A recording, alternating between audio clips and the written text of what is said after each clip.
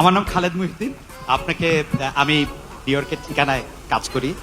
আপনাকে প্রথমে অভিনন্দন জানাই, আপনি জয়লাভ করেছেন। কিন্তু একটু প্রশ্ন করি যে গত সরকার চলে যাওয়ার পর থেকে কিন্তু আপনি বলে আসছেন যে এই নির্বাচনটা খুব সহজ হবে না, যদিও নির্বাচনটা খুব সহজই হওয়ার কথা, আপনার জনপ্রিয়তা, বিএনপির জনপ্রিয়তা সবকিছু মিলে। এখন আমার প্রশ্ন, নির্বাচনটা তো হয়ে গেল, এটা অনেক সহজ ছিল কিনা আপনার কাছে?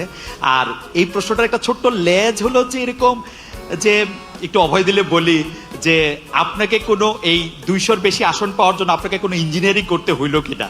It's like, thank you so much. আপনাকে অভিনন্দন জানাই। আপনি আমাদের আমাদের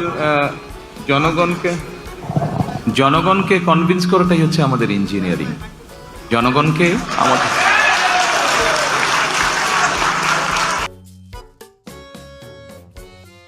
মাননীয় প্রধানমন্ত্রী, আমার নাম খালেদ মুহিউদ্দিন, আমি ইন্ডিপেন্ডেন্ট টেলিভিশনে কাজ করি।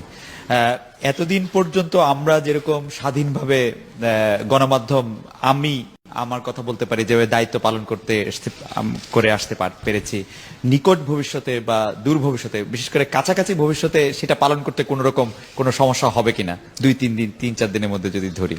মাননীয় প্রধানমন্ত্রী, মানে এই কথার অর্থ বুঝলাম না। মানে গণমাধ্যম তার দায়িত্ব, গণমাধ্যম আমরা যা করতে চাই সাংবাদিকতা, সেটি আমরা স্বাধীনভাবে করতে পারবো কিনা।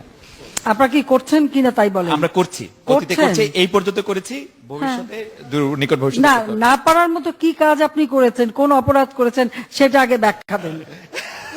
না পারার মতো এখনো কোনো কিছু করি নাই, করেন নাই, তো না পারার মতো যদি কিছু না করেন তো হবে না, অসুবিধা।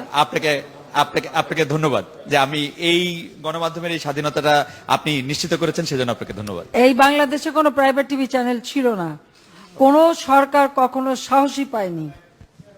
যখন থেকে প্রাইভেট টিভি চ্যানেল পৃথিবীতে এসছে, কোন সরকার কিন্তু সাহস পায়নি। এই শেখ হাসিনাই দিয়েছে, এটা ভুলে যেন না। আওয়ামী লীগ সরকারই দিয়েছে, আর দিয়েছে বলে আজকে বহু লোকের চাকরি, বহু লোকের গুরুত্ব। আর সবচেয়ে মজা হলে আমার হাতে আমি দিলাম, আর সেখানে বসে বসে আপনিও কিভাবে সমালোচনা করে পেঁচায় পেঁচায় আমাদের সব জায়গায় আমাদের দোষ টোকান, ও তো মাঝে মাঝে একটু দেখি তো।